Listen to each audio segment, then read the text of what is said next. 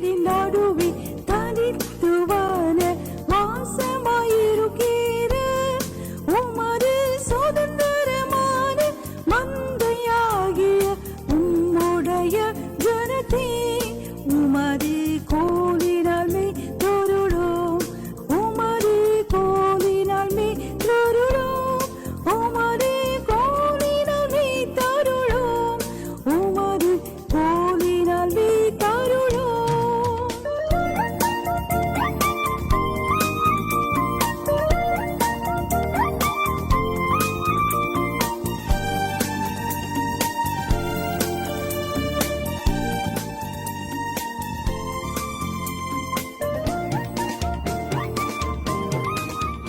முதலாவது எது சொல்லுங்க? முதலாவது எது? Seek the kingdom of God. முதலாவது. ரெண்டாவது, முதலாவது எது? Sanctify inside. வெளிப்புறம் சுத்தமா இருக்கும்படி முதலாவது உட்புறத்தை சுத்தம் பண்ணுங்க. சரி, மூன்றாவது முதலாவது எது? சென்ட்ரலேட்டிங் கேரக்டர். நல்ல எல்லாரோடும் கூட ஒப்புரவாகி எல்லாரையும் மன்னித்து மன்னிப்பு கேட்க வேண்டிய மன்னிப்பு கேட்டு ஒரு நல்ல ஒரு கேரக்டர், எல்லாரோடும் சமாதானமாக இருக்கிற ஒரு கேரக்டர் வேணும்னு பார்த்தோம். நான்காவது, முதலாவது எது? நம்ம கண்ணில் இருக்கிற உத்தரத்தை எடுக்கணும், மற்றவங்க ஹெல்ப் பண்ணணும், அவங்க கண்ணில் இருக்கிற துரும்பியும் நம்ம எடுக்கணும். முதலாவது நம்முடைய கண்களில் இருக்கிற உத்தரத்தை எடுக்கணும். ஐந்தாவது விஸ்டம். அது விஸ்டத்தில் என்னது? முதலாவது பியூரிட்டி, சுத்தம், உள் சுத்தம், புற சுத்தம், உடைகளை சுத்தம், பேச்சில் சுத்தம், வீட்டில் சுத்தம், மனசில் சுத்தம், நம்மை சுத்தவானாக காத்து கொள்ளணும். ஆறாவது என்னது? பலவான முந்தி கட்டணும். Strong man. பிசாசுடைய காரியங்கள், அவங்க தர்க்கங்கள், அவங்களுடைய எண்ணங்கள், அதெல்லாம் முதலாவது பைண்ட் பண்ணாதான் அவங்கள நம்ம விடுவிக்க முடியும் அப்படின்னு சொல்லி பார்த்தோம்.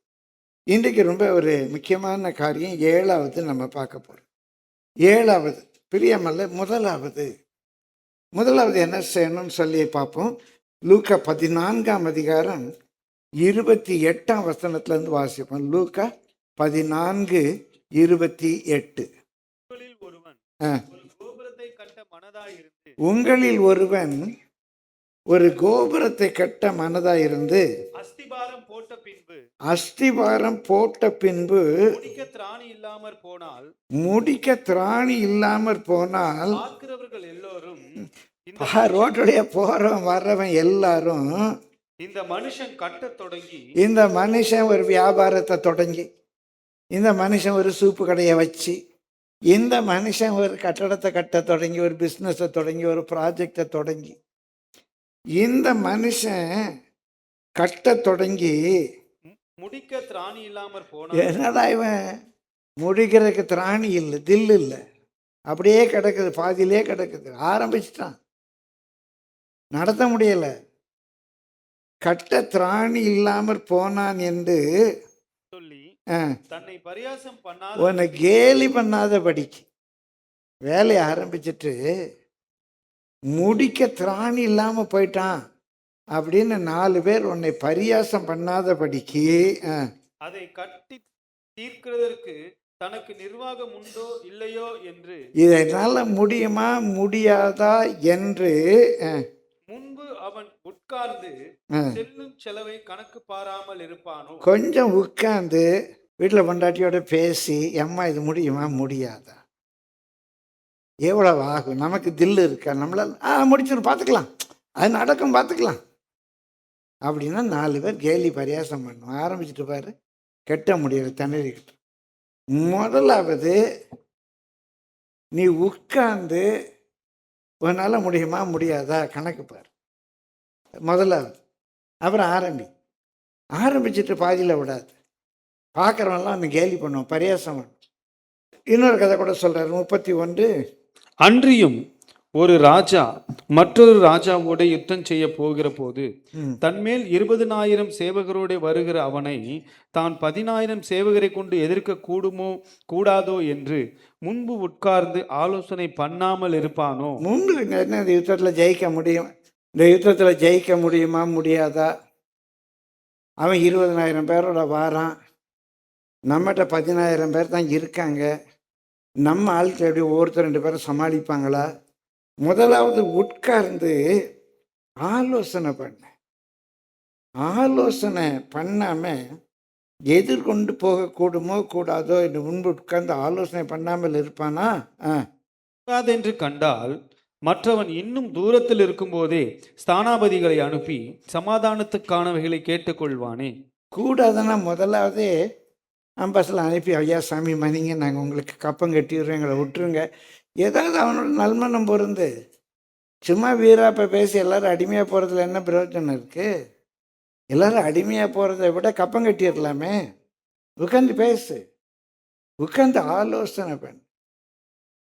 பிரியமானவர்களே, எந்த ஒரு காரியத்தையும் செய்யும் முன்பாக இது நம்மளால் முடியுமா முடியாதா என்று நம்ம உட்கார்ந்து முதலாவது ஆலோசனை பண்ணணும்.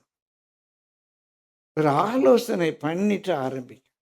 பிரியமானவர்களே, இது என்ன பேக்ரவுண்டில் சொன்னார் யாருக்கா தெரியுமா? என்ன பேக்ரவுண்டில் சொன்னார்? அதுக்கு முன்னால் பிரியமானவர்களே உள்ள வசனங்களுக்கு போகும். 25ஆம் வசனத்துக்கு வாங்க.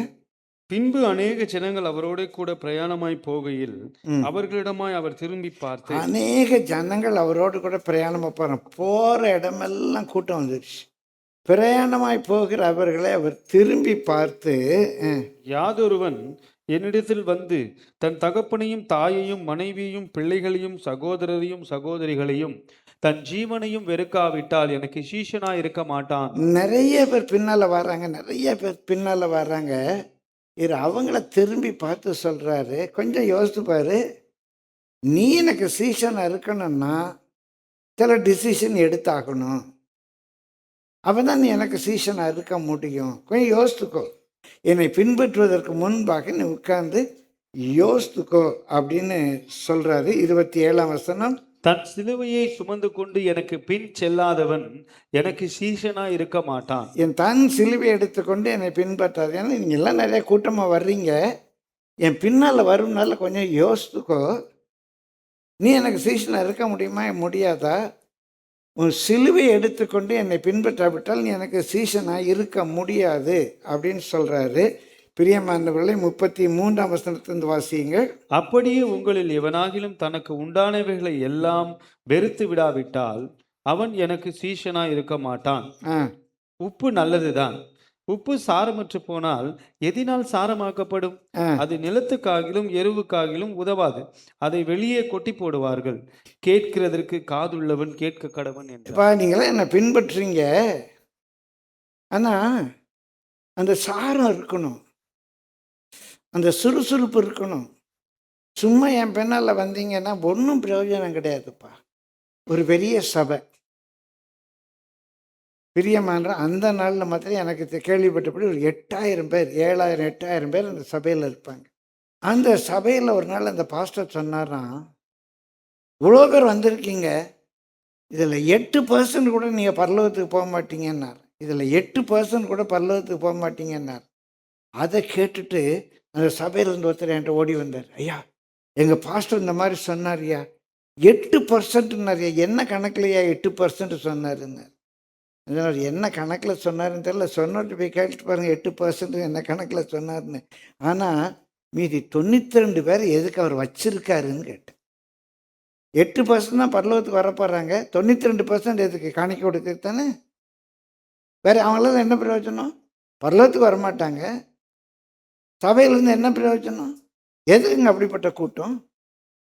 எனக்கும் பாஸ்டர்மாவுக்கும் ஒரே நாள் கத்தக்கூடாது, ஒரே காலகட்டத்தில் கத்தக்கூட தரிசனம்.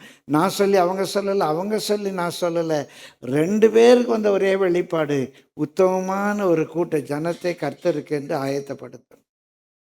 இங்கே 1% கூட கைவிடப்பட்டு போகக்கூடாது. வியாழக்கிழமை அழுது ஜெபிச்சோம், உபபாரத்தோடு ஜெபிச்சோம்.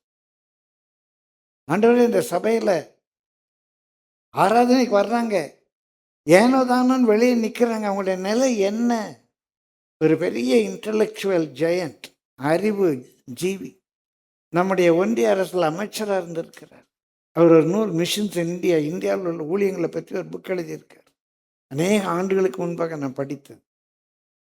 இந்த கருத்தை சொல்கிறேன். பூஜை நடக்கு, ஆராதனை நடக்கு, ஜெபம் நடக்கு. அப்போ அதை பற்றி கொஞ்சம் கூட அக்கறை இல்லாமல் வெளியே நின்று 2 பேர் பேசி சிரிச்சுக்கிட்டு இருக்கான். நான் திருமலுக்கெல்லாம் எடுத்தவன், ஞானஸ்தானம் எடுத்தவன். அவன் செத்து போயிட்டா. அந்த ஐயர், அந்த பூசாரி, அந்த பாஸ்டர் சொல்கிறார், இதோ அவன் பரலோகத்துக்கு போயிருக்கான், இதோ அவன் பரலோகத்துக்கு போயிருக்கான்னு சொல்கிறார். இன்னொருத்தன் கல்லில் இறைவனை கண்டு அந்த தெய்வத்துக்கு முன்பாக கீழே விழுந்து, கரையில் விழுந்து அந்த தெய்வத்தை பணிந்து கொள்கிறான். ஆனால் ஞானஸ்நானங்கிற ஒரு சடங்கு எடுக்கலாம். இவ்வளோ இறைபக்தி இருக்குது, ஞானஸ்நானங்கிற சடங்கு எடுக்கலை. அதனால் அவன் செத்தா நரகத்துக்கு போவான்னு சொல்கிறாங்க. எனக்கு அந்த மதம் வேண்டாங்கிற. நியாய தீர்ப்பு கர்த்தருடையது. ஆராதனை வேளையில் ஏனோ தானோன்னு ஒருத்தன் நின்று பேசிக்கிட்டு இருக்கிறான். அந்த வேளையில் கர்த்தர் வந்தால் அவனுடைய நிலைமை என்ன? யோசித்து பாருங்க, அவனுடைய நிலைமை என்ன, முடிவு என்ன? இப்போ ஏசு எல்லாரும் என் பின்னால் கூட்டம் கூட்டமாக வாங்க, எங்கள் சபைக்கு 1000 பேர் வாங்க, நான் கார் அனுப்புகிறேன், பஸ் அனுப்புகிறேன், வர்றவங்க எல்லாம் வாங்க வாங்க. வர்றவங்களுக்கு கார் வசதி, பஸ் வசதி செய்து கொடுப்பது தவறு என்று சொல்லலை. நாமே அனைவருடைய கன்வீனியன்ஸை ஏற்றுக்கொள்ள விரும்புகிறோம், ஏற்றுக்கொள்கிறோம். இப்படியாவது வரணும்னு விரும்புகிறாங்க, நம்ம அதுக்கு உதவி செய்வோம்னு சரி. எதுக்காக இந்த கூட்டம்? தன்னை பின்பற்ற திரளான ஜனங்களை பார்த்து அவர் சொல்கிறார், முதலாவது நீ எதெல்லாம் வெறுக்கணுமோ அதை வெறுக்கிறதுக்கு ரெடியார். இல்லாமல் நீ என்னை பின்பற்றாத. நீ எனக்கு பிரியமான சீசனாக இருக்க முடியாது. பிரியமானவர்கள், இன்றைக்கு திரள் கூட்டமாக சில சபைக்கு ஆட்கள் போடுறாங்க. அவங்கெல்லாம் பரலோகத்துக்கு போவாங்களா? கிறிஸ்தவங்களை ஆனபடினால பரலோகத்துக்கு போயிடுவாங்களா? சாராய பாட்டில் முக்கிய இடம்னா சர்பத் பாட்டில் வந்துடுமா?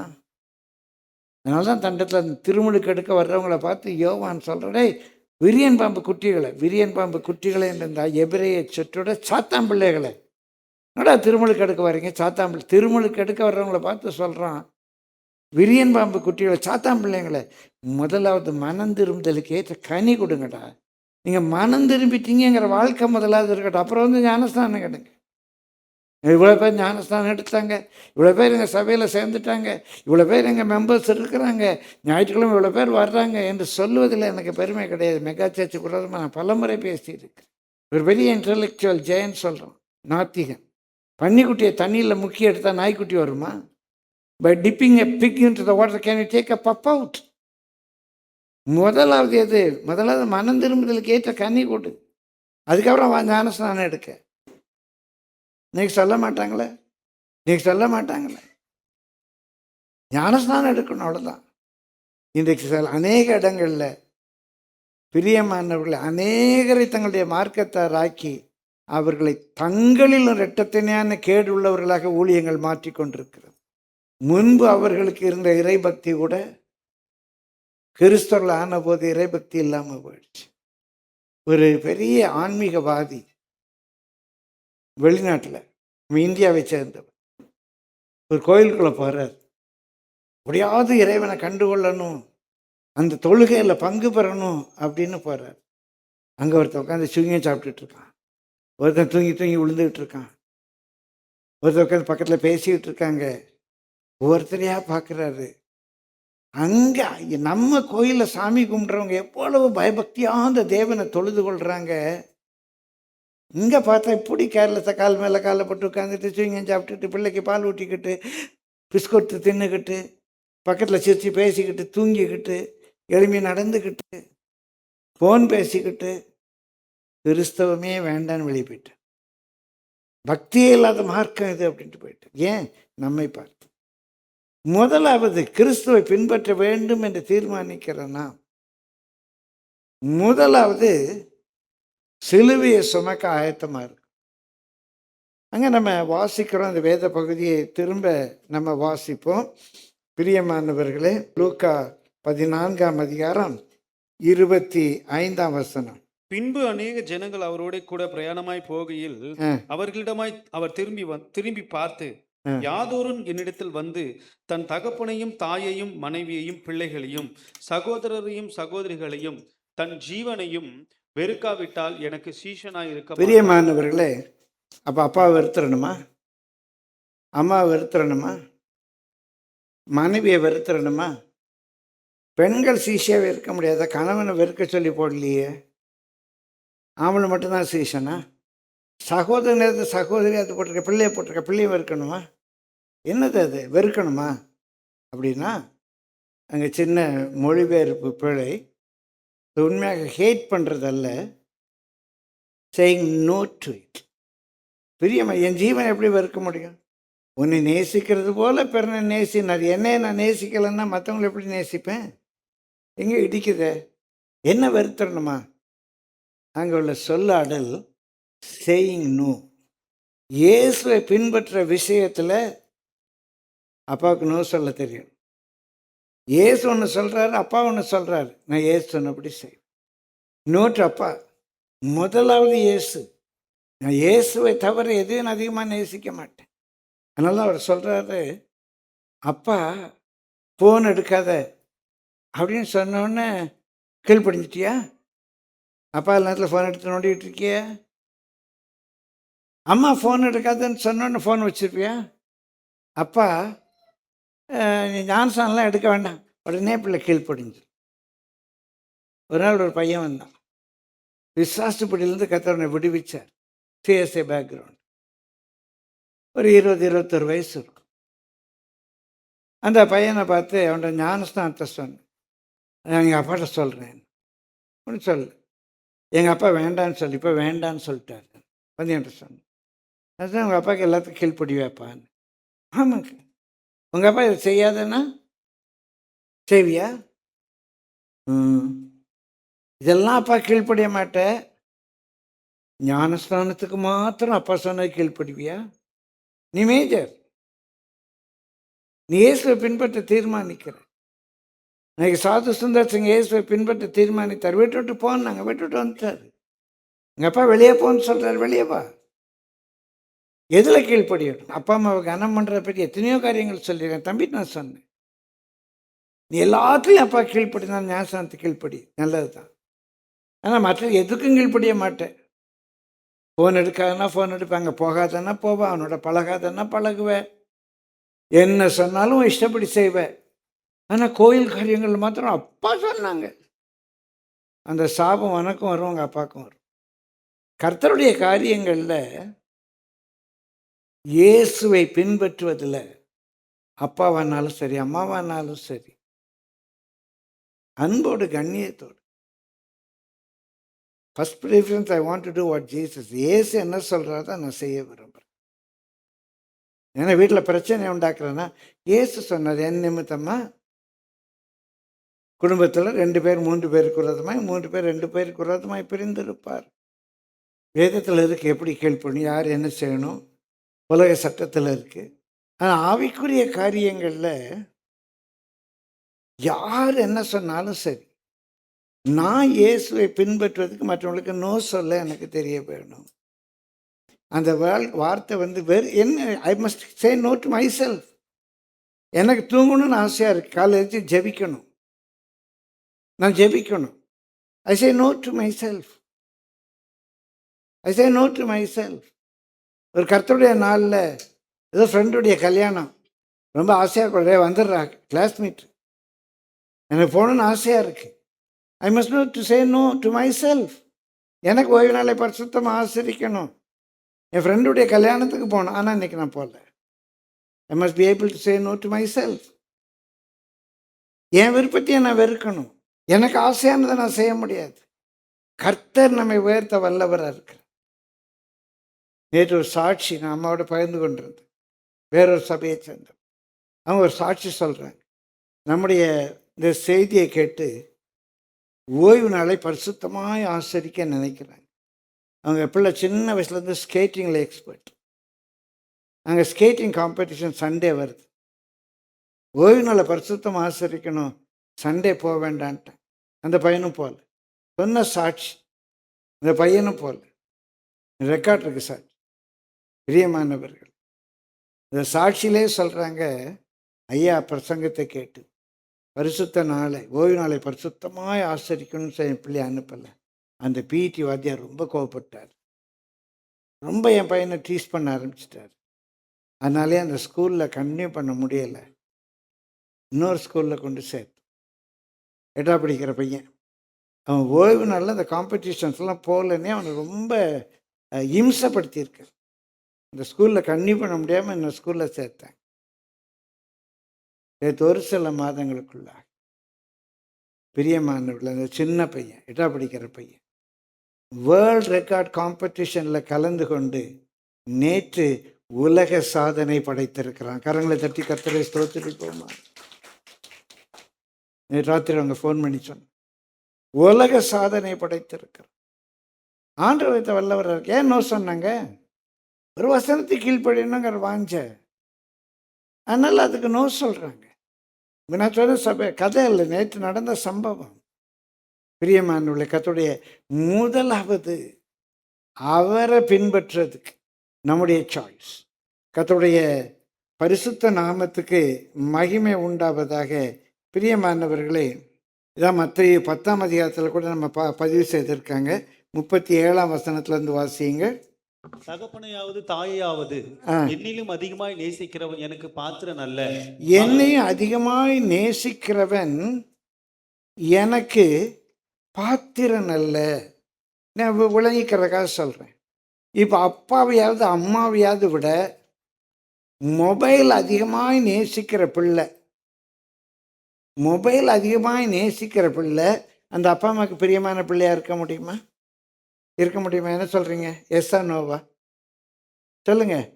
அப்பா அம்மாவை விட அந்த பிள்ளை மொபைலை நேசிக்கி அந்த பிள்ளை அப்பா அம்மாவுக்கு பிரியமாக இருக்குமா? இருக்குமா? இருக்காதா? இருக்காது. ஏன் சொல்ல கஷ்டப்படுறீங்க? அந்த பையன் அப்பா அம்மா பேச்சை கேட்காம ஏதோ தான் விருப்பத்தின்படி ஒரு பொண்ணு பின்னால் சுற்றுறான், ஒரு பெண்ணை காதலிக்கிறான்.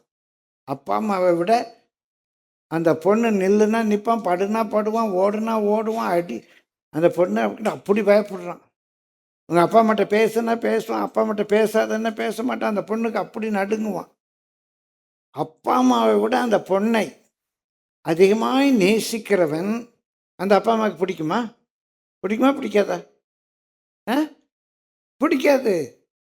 அப்போ என் ஏசப்பாவை விட நான் அப்பா அம்மாவை அதிகமாக நேசித்தேன்னா யாருக்கு பிடிக்காது? யாருக்கு பிடிக்காது? என்ன? ஏசப்பாவுக்கு பிடிக்காது. என்னை விட நீ அதிகமாக நீ நேசிக்கிறவங்கள எனக்கு சீசனாக இருக்க முடியாது. Simple equation. அது அப்பா அம்மாவை நேசிக்க வேண்டாம்னு சொல்லலை. அவர் தான் அப்பா அம்மாவை கனம் பண்ணுங்கிறாரு. அவர் அப்பா அம்மாவை கனம் பண்ணுங்கன்னு சொல்லும்போது அவர் எப்படி சொல்கிறாரு அப்படி நீ கனம் பண்ணணும். உங்கள் அப்பா அம்மாவை கனம் பண்ணணும். அப்பா அம்மா தேவன் சொல்கிறது நீ கேட்கலன்னா தேவனுக்கு எப்படி உன்னை பிடிக்கும்? இது சிம்பிள் ஈக்குவேஷன். நான் சொல்கிறத நீங்கள் கேட்க மாட்டீங்க, உங்களுக்கு எப்படி, எனக்கு எப்படி உங்களை பிடிக்கும்? அதனால தான் இயேசு சொல்கிறாரு, தகப்பனையாவது தாயாவது என்னிலும் அதிகமாக நேசிக்கிற, அவங்கள நேசிக்க வேண்டாம்னு சொல்லலை. ஆனால் என்னிலும் அதிகமாய் நேசிக்கிறவன் எனக்கு பாத்திரன் அல்ல. மகனையாவது மகளையாவது என்னிலும் அதிகமாய் நேசிக்கிறவன் எனக்கு பாத்திரன் அல்ல. தன் சிலுவையை எடுத்துக்கொண்டு என்னை பின்பற்றாதவன் எனக்கு பாத்திரன் அல்ல. தன் ஜீவனை காக்கிறவன் அதை இழந்து போவான். என் நிமித்தம் தன் ஜீவனை இழந்து போகிறவன் அதை காப்பான். என் நிமித்தம் தன் ஜீவனை இழந்து போகிறவன், ஆண்டவர் சொன்னார், இந்த ஜீவனை இழந்து போகிறவன் அதை காத்துக்கொள். ஒரு உலக பிரகாரமான வேலையில் இருந்தேன். அங்கே இருக்கும்போது ஓய்வு நாளில் வேலை வந்தது. அந்த வேலைக்கு நான் கீழ்ப்படியணும்.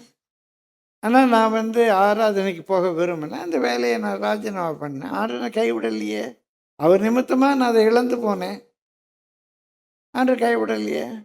சரி, உலக பிரகாரமாக ஆசிரியரானேன். ஆண்டவர் தான் எனக்கு அந்த வேலை கொடுத்தாரு. நல்லா ஆண்டவர் ஆசீர்வதிச்சுட்டு வந்தார். ஒரு பள்ளி தொடங்க வேண்டும் என்று தீர்மானித்து பேப்பர் ஒர்க்கெல்லாம் முடிச்சிட்டேன். லேண்ட் கொடுக்கறதுக்கு ஆயத்தமாக இருந்தாங்க. கோடிக்கணக்காக வங்கி லோன் கொடுக்க ஆயத்தமாக இருந்தாங்க. எல்லாம் பேர் சொல்லி நான் சொல்ல முடியும். அந்த காலகட்டத்தில் ஆண்டவர் ஊழியத்துக்கு வாங்கினார். பிரியமானவர்கள், என்னுடைய ஃபேர்வெல் மீட்டிங்கில் எங்கள் எஜுகேஷன் ஆஃபீஸர் ஒரு வார்த்தை சொன்னார். இதுவரைக்கும் மிஸ்டர் சைமன் மேத்ஸ் டீச் பண்ணாரு, இனி பைபிள் டீச் பண்ணுவாருன்னாரு. அவ்வளோதானே.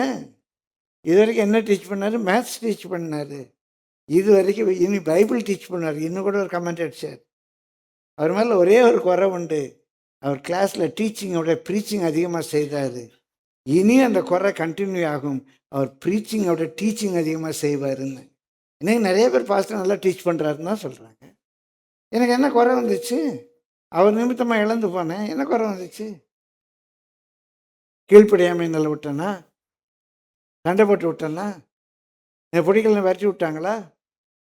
பிரியமானவர்களே, எங்களுடைய கரஸ்பாண்டன்ட் ஐயா, அந்த அம்மா இன்னைய வரைக்கும் என் மேலே அன்பாக இருக்கேன். இன்றைய வரைக்கும் என் மேலே அன்பாக இருக்கேன். பெருமைக்காக சொல்லலை. அவர் நிமித்தமாக நீங்கள் ஒன்றை இழந்து போனீங்கன்னா ஒன்றும் கெட்டுப்பாங்க. ஆனால் அவரை விட நீங்கள் என்ன ஒன்று நேசித்து நீங்கள் போனீங்கன்னா அதனால் நீங்கள் பெருசாக சாதிச்சிட முடியும். பெருசாக சாதிச்சிட முடியாது. உங்களை உயர்த்துறது கர்த்தர். லூக்கா 9:57. அவர்கள் வழியிலே போகையில் ஒருவன் அவரை நோக்கி, ஆண்டவரே, நீர் எங்கே போனாலும் உம்மை பின்பற்றி வருவேன் என்றான். அதற்கு இயேசு, நரிகளுக்கு குழிகளும் ஆகாயத்து பறவைகளுக்கு கூடும் உண்டு, மனுஷகுமாரனுக்கோ தலை சாய்க்க இடமில்லை என்றார். வேறொருவனை அவர் நோக்கி, என்னை பின்பற்றி வா என்றார். அதற்கு அவன், ஆண்டவரே, முன்பு நான் போய் என் தகப்பனை அடக்கம் பண்ண எனக்கு உத்தரவு கொடுக்க வேண்டும் என்றான். அதற்கு இயேசு, மரித்தோர் தங்கள் மரித்தோரை அடக்கம் பண்ணட்டும், நீ போய் தேவனுடைய ராஜ்யத்தை குறித்து பிரசங்கி என்றார். பின்பு வேறொருவன் அவரை நோக்கி, ஆண்டவரே, உம்மை பின்பற்றுவேன், ஆனாலும் முன்பு நான் போய் வீட்டில் இருக்கிறவர்களிடத்தில் அனுபவித்து கொண்டு வரும்படி எனக்கு உத்தரவு கொடுக்க வேண்டும் என்றான். அதற்கு இயேசு, கலப்பையின் மேல் தன் கையை வைத்து பின்னிட்டு பார்க்கிற எவனும் தேவனுடைய ராஜ்யத்துக்கு தகுதியுள்ளவன் அல்ல என்றார். அநேக ஆண்டுகளுக்கு முன்பு, சரியா 1977, இந்த வேத பகுதியை வாசிச்சுட்டு 3 நாள் உறக்கம் இல்லை, உணவும் இல்லை. புரியலையே ஆண்டவர். நம்ம இங்கே பார்க்குறோம், வழியில் போகையில் ஒருவன் அவரை நோக்கி, ஆண்டவரே, நீர் எங்கே போனாலும் உண்மை பின்பற்றி வருவேன் என்றான். ஏசு அவன்கிட்ட சொல்கிறாரு, நரிகளுக்கு குழிகளும் ஆகாயத்து பறவைகளுக்கு கூடுகளும் உண்டு, மனுஷகுமாரனுக்கோ தலை சாய்க்க இடமில்லை என்றார். வானார வேண்டான்னாரா? ஏன் ஆண்டவரே வாரங்கிற அவன்கிட்ட போயிட்டு மனுஷகுமாரனுக்கு தலை சாய்க்க இடமில்லை, நரிகளுக்கு குழிகளும் ஆகாயத்து பறவைகளுக்கு கூடுகளும் உண்டு, என்ன ஆண்டவர்? ஒன்றும் புரியலையே. 2வது, அவர் ஒருவனை நோக்கி என்னை பின்பற்றி வாங்குறார். இவன் வாரேன்னு போய் இந்த மாதிரி டயலாக் பேசுகிறாரு. இன்னொருத்தனை பார்த்து என்னை பின்பற்றி வா என்றார். அதற்கு அவன், ஆண்டவரே, நான் போய் தகப்பனை அடக்கம் பண்ண எனக்கு உத்தரவு கொடுக்கும் என்றான். அதுக்காக அப்பா வீட்டில் செத்து கிடக்கலை, நான் ஈம காரியங்களை முடிச்சுட்டு வாரேங்கிறார். இயேசு சொல்கிறார், மரித்தோர் அடக்கம் பண்ணிட்டுப்பா, நீ என் பின்னால் வாங்குறார். ஒருத்தன் வாரேன்னா அவன்கிட்ட ஒரு டைலாக் சொல்கிறார். இங்கே சும்மா போகிறவர் வழியில் ஒருத்தனை கூட்டி என் பின்னால் வாங்குறார். அவன் என்ன வீட்டில் போய் நான் அடக்கம் பண்ணிட்டு வாரேன், எங்கள் அப்பாவுக்கு செய்ய வேண்டிய ஈம காரியங்களை செஞ்சுட்டு வாரேங்கிறான். மரித்தோர் அடக்கம் பண்ணிட்டு நீ வாடாங்கிறார். 3வது, வேறொருவன் அவரை நோக்கி, ஆண்டவரே, உம்மை பின்பற்றுவேன், ஆனாலும் முன்பு நான் போய் வீட்டில் இருக்கிறவர்களிடத்தில் அனுபவித்து கொண்டு வரும்படி எனக்கு உத்தரவு கொடுக்க வேண்டும் என்றான். பிரியமானவர்களை போய் சொல்லிட்டு வரேன், அனுப்பவித்து கொடுக்கும்படி. அப்படின்னா அவங்க சொல்லணும், போயிட்டு வா மகனே, அனுப்பவித்து கொடுக்கும்படி. அப்படின்னா அவங்க என்னை அனுப்பி வைக்கட்டும், நான் வீட்டில் போய் சொல்லிட்டு வந்துடுறேன் சாமி, சொல்லிட்டு வரேன்ல, அவங்க என்னை அனுப்பி வைக்கட்டும், நான் பின்னால் வரேன், அவன் சீசனாக இருக்கிறேன், ஆனால் எங்கள் வீட்டில் பெர்மிஷன் கொடுக்கட்டுங்கிறார். இவர் சொல்கிற, கலப்பையில் கை வைத்து பின்னிட்டு திரும்புகிறவன் எவனும் எனக்கு பாத்திரனா இருக்க மாட்டான். 3 நாள் இரவும் பகல் இது ஒரே பகுதியை தியானித்துட்டு 1977ஆம் ஆண்டு அவர் தான் ஆண்டவர் என்னோடு கூட பேசினார். 3 ஒன்று தான். செலவை கணக்கு பார்க்கணும். இப்போ நான் இயேசுவை பின்பற்ற தீர்மானிச்சிட்டேன். இயேசுவை பின்பற்ற தீர்மானித்தா எனக்கு எல்லா வசதி வாய்ப்புகளும் கிடைக்கும் அப்படின்னு இல்லை. ஒரு நரிக்கு கூட குழி இருக்கும், ஏதோ ஒரு குழியில் தங்கிக்கும். ஒரு ஆகாயத்து பறவைக்கு ஒரு கூடு இருக்கும். ஆனால் எனக்கு அடுத்தால எங்கே படுப்பேன்னு தெரியாது. இயேசுவை பின்பற்றனால உடனே எல்லாம் கிடைச்சிடும் அப்படின்னு சொல்ல முடியாது. பிரியமானவர்களே, லிட்ரலாக நாங்கள் இதை ஃபேஸ் பண்ணோம். ஒரு காலகட்டத்தில் நம்முடைய கர்மியல் ஆரம்பிக்கும் முன்பாக நான் என் மனைவி பிள்ளைங்க பிளாட்ஃபார்மில் எத்தனையோ பேர் பிளாட்ஃபார்மில் படுக்கிறாங்க. நான் என் மனைவி பிள்ளைங்க பிளாட்ஃபார்மில் படுத்துக்குவோம். என் புக்ஸ் எல்லாம் கொண்டு எங்கே வைப்பேன், என் புக்ஸ் எல்லாம் கொண்டு எங்கே வைப்பேன் அப்படின்னு நான் பயந்த நேரம். வேலையை ராஜினாமா பண்ணிட்டு ஊழியத்துக்கு வரோம். எப்படி நம்ம சாப்பாடு அடுத்த நேரம் எப்படி சாப்பிடுவோம்? 2-3 நாட்களுக்கு முன்பாக ஒரு சம்பவத்தை யோசிச்சுட்டு இருந்தேன். செப்டம்பர் மாதம் இந்த ஊழியத்தை தொடங்குகிறோம். ஆகஸ்ட் மாதம் முழுவதும் நாங்கள் பணி செய்த இடத்துல ஒரு பைசா அவங்க கொடுக்கல, நாங்களும் கேட்கல. என்கிட்ட சில சொன்னாங்க, போன மாதம்லாம் நீ அங்கே தானே ஊழியம் செஞ்சுருக்க, அப்போ அவங்க உனக்கு அந்த ஒரு மாதம் சப்போர்ட் கொடுக்கணும்ல அப்படின்னா. இல்லை, நான் அவங்களுக்கு ஒரு மாதம் டைம் கொடுக்கல, நான் கேட்குறது நியாயம் கிடையாது அப்படி. ஆனால் எனக்கு மறந்து போச்சு, அந்த ஒரு மாதம் நாங்கள் எப்படி சாப்பிட்டோன்னே எனக்கு தெரில. 2 பேரும் சொல்கிறேன், நான் பாஸ்டர் மட்டும் கேட்கணும், எனக்கு மறந்து போச்சு. 36 ஆண்டுக்கு முன்பாக அந்த ஃபஸ்ட் மந்த் எப்படி சாப்பிட்ருப்போன்னு கூட எனக்கு தெரியும். இயேசுவை பின்பற்றோன்னா நரிக்கு குழி இருக்கும், ஆகாயத்து பறவைக்கு கூடு இருக்கும். ஆனால் இயேசுவை பின்பற்றும் போது இந்த சேலஞ்ச் ஒன்றும் இல்லாமல் போகிற இந்த சேலஞ்சை ஃபேஸ் பண்ண ரெடியாக இருக்கோமா? கர்த்தர் உயர்த்த வல்லவராக இருக்கார். எல்லாவற்றையும் அவரை விட்டு பின்பற்றவங்கள்ட்ட இயேசு சொல்ற 100 தரும். ஒரு வீட்டை விட்டவனுக்கு 100 வீடு வரும். ஒரு அப்பா வீட்டை விட்டு விரட்டி விட்டுறாரு, 100 பேர் உனக்கு அப்பாவாக நிற்பாங்க. பைபிளில் இருக்கு. 100 தருவார். 100 பேர் அம்மாவுடைய அன்பை காட்டுவாங்க. காட்டினாங்க எங்களுக்கு. எங்கள் அப்பா அம்மாவும் அன்பாக தான் இருந்தாங்க. சேலஞ்சிங் சுச்சுவேஷன் உண்டு. வந்து கொஞ்ச நாளில் ஒரு நாள் மத்தியானம் 3 வீட்டுக்கு போக வேண்டிய நிர்பந்தம் இருந்துச்சு. கட்டாயம் 3 வீட்டுக்கு போகணும். ஏதோ 3 வீட்டில் 3 ஃபங்க்ஷன். ஒரு வீட்டில் சாப்பாட்டை தொட்டுட்டு, இன்னொரு வீட்டில் எதையோ குடிச்சிட்டு, 3ஆவது வீட்டுக்கு சாப்பிட போகணும். அப்போ தான் யோசனை, ஆண்டவரே ஆசீர்வாதம் இப்படியா பனிஷ்மெண்ட் மாதிரி வரும்? சாப்பாட்டுக்கு என்ன பண்ணுவேன்னு பயந்தேன். 3 வீட்டில் கூப்பிட்டு சாப்பாடு போடுறாங்க மத்தியானம். எப்படியா 3 வீட்டு சாப்பாட்டை சாப்பிட்றேன்? ஒரு நாள் ஆகிலும் இல்லாமல் போகவில்லை. 0வை பார்த்துருக்கிறேன், ஆனால் இல்லாமல் போனதை நான் பார்க்கவே இல்லை. எத்தனை அற்புதங்கள் நடக்கும். அப்போ அவரை பின்பற்றி வரும்போது சேலஞ்ச். எல்லாம் கிடைக்கும்னு சொல்லி அவரை பின்பற்ற முடியாது. இன்னொருத்தன் சொல்கிறான், ஆண்டவரே நான் அவனை பின்பற்றி வர விரும்புகிறேன், முதலாவது போய் இந்த கடமையெல்லாம் நான் பண்ணிட்டு வரேன் அப்படிங்கிறேன். என்னைக்கு பண்ணி என்னைக்கு முடிச்சுன்னு என்னைக்கு வர்றது? பின்னாடி திரும்ப பார்த்தா நடக்காது. மரித்தோர் அடக்கம் பண்ணட்டும், நீ வா. இப்போ அப்பா அம்மா அங்கே செத்து கிடக்கல. கர்த்தர் பெற்றோருக்கு செய்ய வேண்டிய கடமையை செய்யாதீங்கன்னு சொல்லலை, இரக்கத்தை பற்றி சொல்கிறார். நீ பெற்றோரை கவனிக்காமல் கொற்பான ஒரு காணிக்கை கொடுத்து கோயிலில் கொண்டு உங்கள் அப்பா அம்மா தள்ளி விட்றது, ஹோம் ஃபார் ஏஜில் கொண்டு விட்றதா சரி? உங்கள் அப்பா அம்மாக்கு நீ இறக்கம் காட்ட வேண்டாமா அப்படிங்கிறார். இரக்கத்தை பற்றி அவர் பேசுகிறார். ஆனால் அதே வழி அவருக்கு கீழ்ப்படுகிற விஷயத்தில் பிரியமான கர்த்தருடைய பரிசுத்த நாமத்துக்கு மகிமை உண்டாவது. எல்லாம் நல்லபடியாக நடக்கும். நம்ம அப்பா அம்மாவை கனம் பண்ண கர்த்தர் உதவி செய். 3வது அவன் சொல்கிறான், வீட்டில் அனுப்பி வித்துட்டு வாரேன். வீட்டில் சொல்லாமல் வான்னு அவர் சொல்லலை. உன் தீர்மானத்தில் நீ உறுதியாரு. மற்ற அங்கே உட்காந்து இன்கம் டேக்ஸில் உட்காந்து அவன் ஆயத்தரில் உட்காந்து கணக்கு எழுதிக்கிட்டு இருக்கான். ஏசு என் பின்னால் வாங்குறாரு. அவன் தீர்மானமே வீட்டில் விருந்தே வைக்கிறான். ஏசு வேண்டான்னு சொன்னார், அந்த விருந்துக்கு ஏசுவும் பண்ணார். வரணும்னு விரும்பிட்டு எல்லாரையும் கூப்பிட்டு போய் சொல்லு, இந்த மாதிரி நான் ஊழியத்துக்கு வந்துட்டேன், அப்படி ஏசை பின்பற்றேன்னு சொல்லி ஒரு விருந்து வை. ஆனால் அவங்க அனுப்புவித்து நான் வரணும்னா நடக்காதப்பா. அவங்க அனுப்புவித்து வரணும்னா நடக்காது. நீ தீர்மானம் பண்ணு.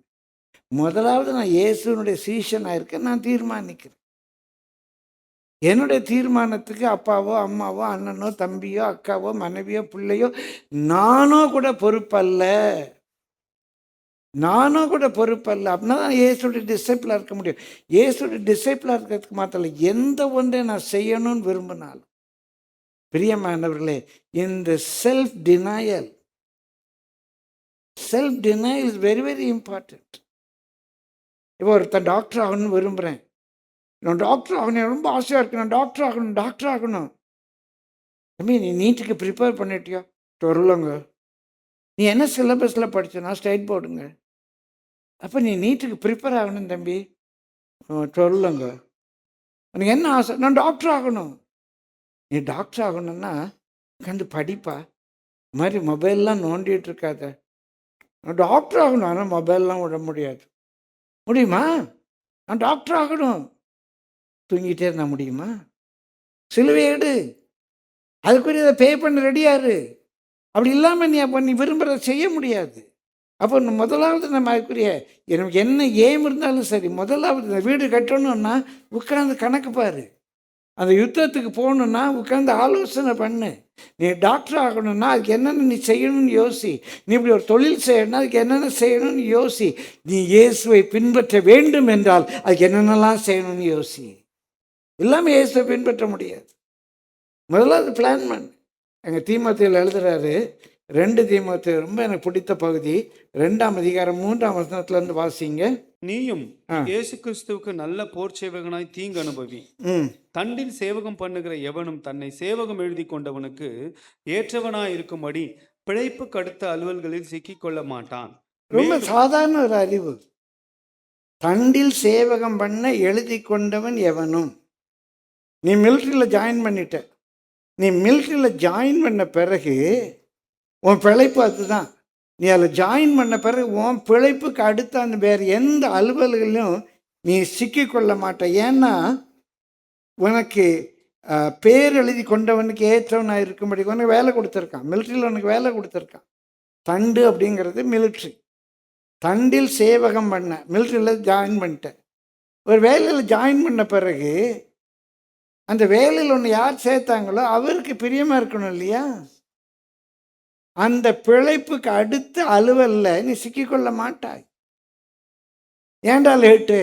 நான் அங்கே போனேன், எங்கள் அப்பாட்ட போனேன், எங்கள் அம்மாட்ட போனேன், வேலையில் வச்சுருப்பானா?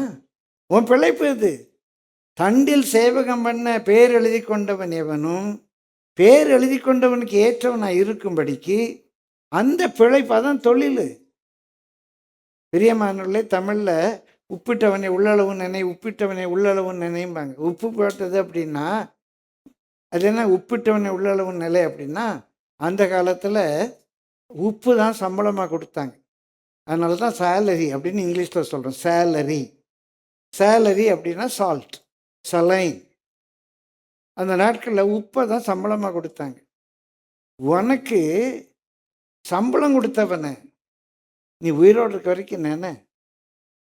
நீ தண்டில் சேவகம் பண்ண பேர் எழுதி கொண்டாய், பிழைப்புக்கு அடுத்த அலுவலில் சிக்கிக்கொள்ளாது.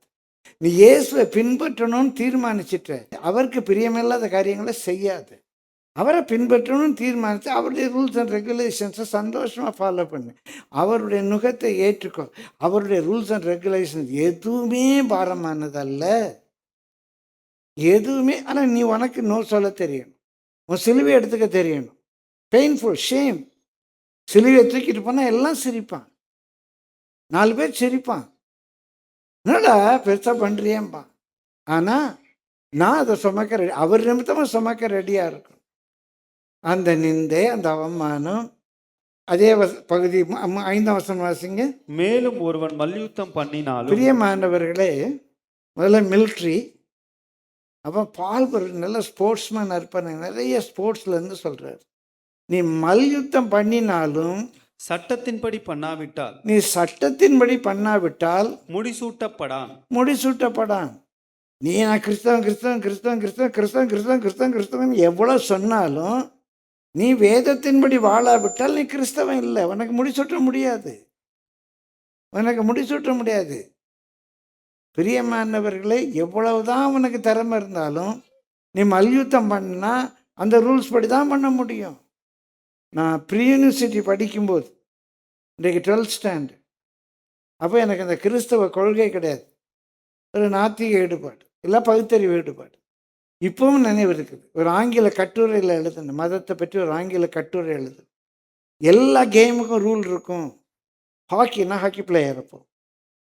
ஹாக்கியில் பாலை காலால் உதைக்கக்கூடாது. ஹாக்கியில் ஆடும்போது பாலை காலால் உதைக்கக்கூடாது. ஹாக்கியில் பால் ஹைட்டில் வரும்போது கையால் தடுக்கலாம், பாலை கையால் தடுக்கலாம். ஆனால் ஃபுட்பால் விளையாடும்போது பாலை கையால் தடுக்கக்கூடாது. நீ எந்த பியூசியில் நான் எழுதின கட்டுரை, நீ எந்த கேம் விளையாண்டாலும் அந்த கேமுடைய ரூலை ஃபாலோ பண்ணணும். அந்த கேமுடைய ரூலை ஃபாலோ பண்ணணும். நீ கிறிஸ்டியனாக இருக்கணும்னு விரும்பினேன்னா கிறிஸ்டியன் ரூலை ஃபாலோ பண்ணணும். நான் கிறிஸ்டியனாக இருக்கணும், நான் கிறிஸ்டியன் ரூலை ஃபாலோ பண்ண மாட்டேன். என் ஃப்ரெண்ட்ஸோடு சேர்ந்து நான் மால் சுற்ற போவேன். நான் இன்றைக்கி சண்டே இருந்தால் எனக்கு ஃப்ரீயாக இருக்குது, அன்றைக்கி நான் வந்து சினிமாவுக்கு போவேன். முடியுமா? நீ கிறிஸ்தவனாக இருந்தால் அந்த ரூலை ஃபாலோ பண்ணணும்.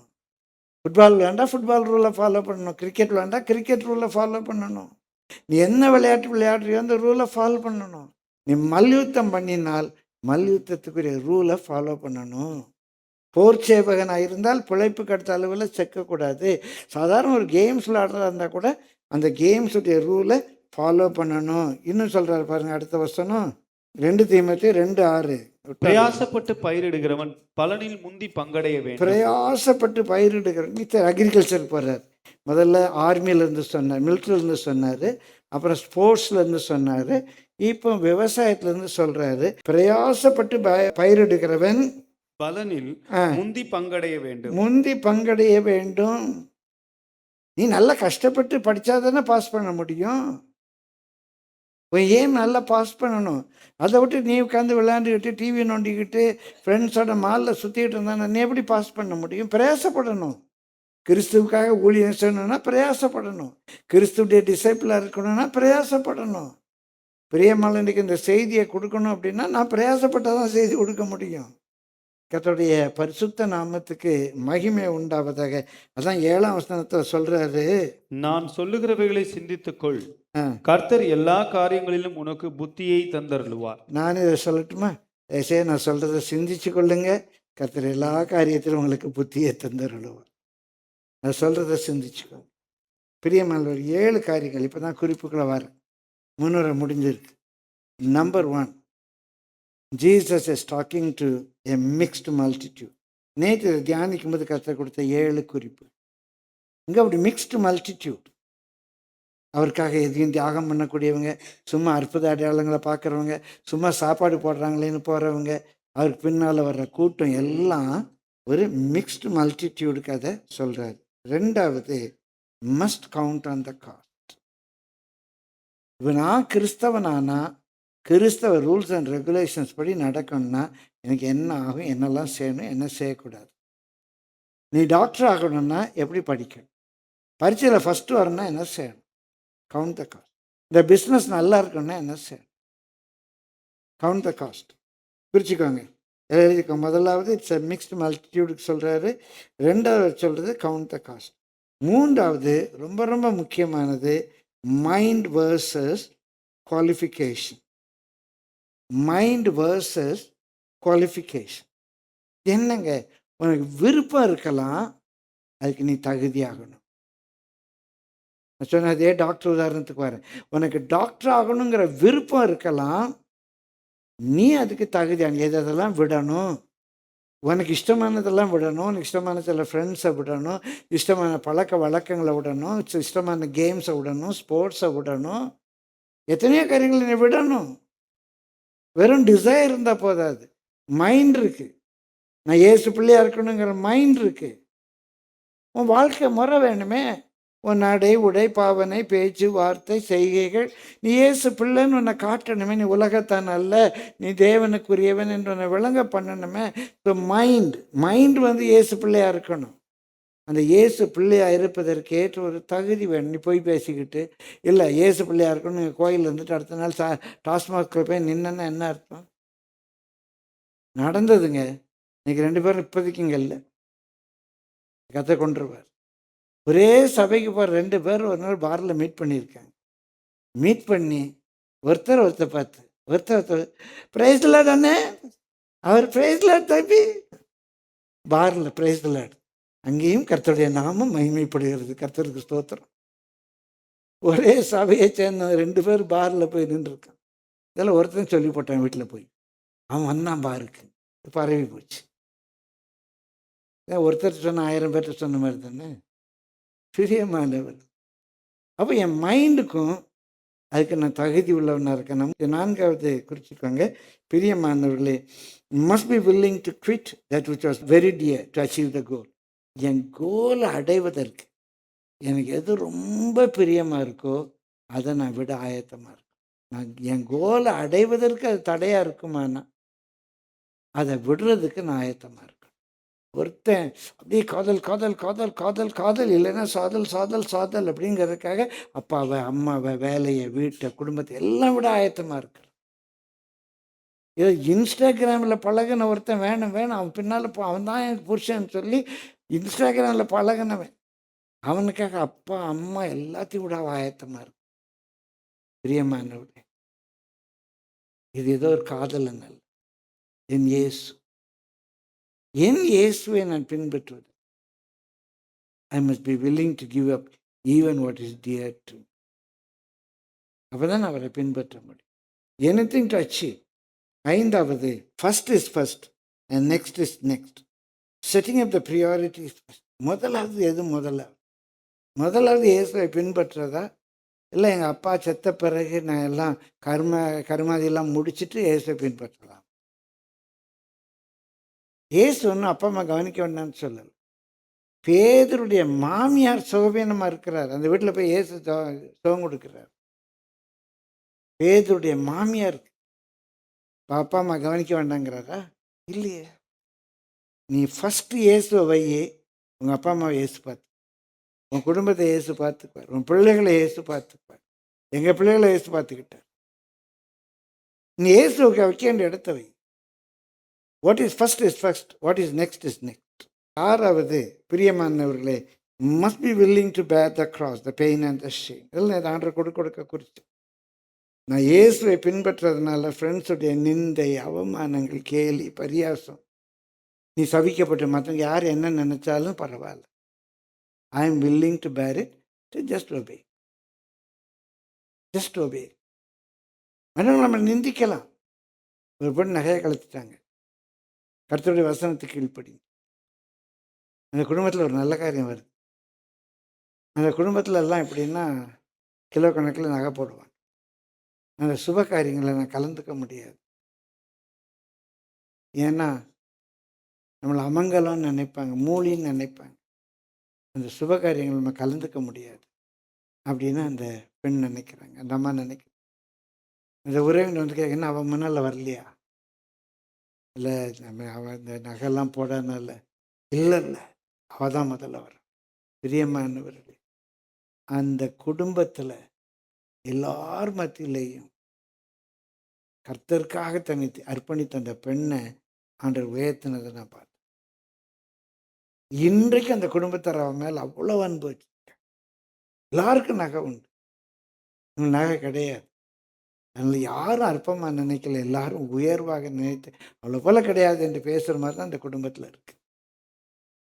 பிரியமானவர்களே, we must be willing to bear the cross, the pain and the shame. அந்த வலி, வேதனை, அவமானம் எல்லாத்தையும் சகிக்க நம்ம ஆயத்தமாக இருக்கணும். நம்மை உயர்த்துகிறது கர்த்தர். ஏழாவது, gain is loss and loss is gain. அவர் நிமித்தமாக தன் ஜீவனை இழந்து போகிறவன் அதை பெற்றுக்கொள்ள, தன் ஜீவனை பெற்றுக்கொள்ளுகிறவன் அதை இழந்து போக. உலகத்தில் நமக்கு இதெல்லாம் வேணும் அப்படின்னு நினைக்கிறவன் அதை இழந்து போக. திருமணத்தை ஒருத்தன் ரொம்ப சிம்பிளாக தன்னுடைய வருமானத்துக்கு இடையில கடன் வாங்காமல் சிம்பிளாக நடத்துகிறான். அந்த ஆடம்பரத்தெல்லாம் அவன் இழந்து போனான். அந்த ஆடம்பரத்தெல்லாம் அவன் இழந்து போனான். அந்த வரவேற்பு நிகழ்ச்சி அதெல்லாம் அவன் இழந்து போனான்.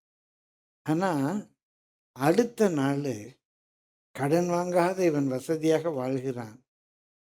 கடன் வாங்கி ஆடம்பரமாக எல்லாம் செஞ்சவன் வட்டி கட்ட முடியாமல் திணறான், ஓடி ஓடிறான். பார்த்தீங்களா? இழந்து போகிறவன் பெற்றுக்கொள்ளுகிறான், பெற்றுக்கொள்ள நினைக்கிறவன் இழந்து போ. அன்றைக்கு எல்லாம் ஆடம்பரமாக செஞ்சுட்டான், அடுத்த நாள் தலை காட்ட முடியலை, ஓடி ஒளியிறான், ஓடி ஒளியிறான். எதை நம்ம இழந்து போகிறோமோ அதை பெற்றுக்கொள்ளுகிறோம், எதை பெற்றுக்கொள்ள நினைக்கிறோமோ அதை இழந்து போகிறோம். Gain is the loss and loss is the gain. பிரியமானவர்களே, ஒரு வசனம் சொல்லி ஜெபிக்க விரும்புகிறேன். பிலிப்பியர் 3:5 நான் 8ஆம் நாளில் விருத்த சேதனம் அடைந்தவன், இஸ்ரவேல் வம்சத்தான், பென்யமீன் கோத்திரத்தான், எபிரேயரில் பிறந்த எபிரியன், ம். நியாயப்பிரமாணத்தின்படி பரிசேயன், ம். பக்தி வைராக்கியத்தின்படி சபையை துன்பப்படுத்தினவன், ம். நியாயப்பிரமாணத்திற்குரிய நீதியின்படி குற்றம் சாட்டப்படாதவன் ஆகிலும் எனக்கு லாபமாயிருந்தவைகள் எவைகளோ அவைகளை கிறிஸ்துவுக்காக நஷ்டம் என்று எண்ணினேன். ம். அது மாத்திரமல்ல, என் கர்த்தராகிய கிறிஸ்து இயேசுவை அறிகிற அறிவின் மேன்மைக்காக எல்லாவற்றையும் நஷ்டம் என்று எண்ணிக்கொண்டிருக்கிறேன்.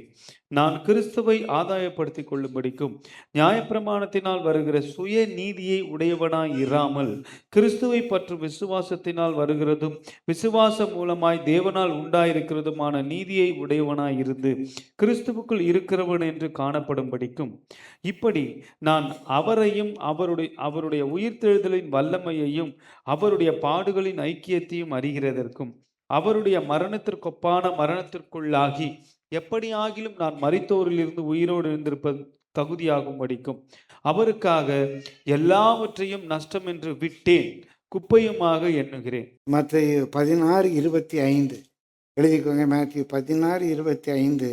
தன் ஜீவனை ரட்சிக்க விரும்புகிறவன் அதை இழந்து போவான், என் நிமித்தமாக தன் ஜீவனை இழந்து போகிறவன் அதை கண்டடைவான். கடைசியாக 2 யோவான் 1:8.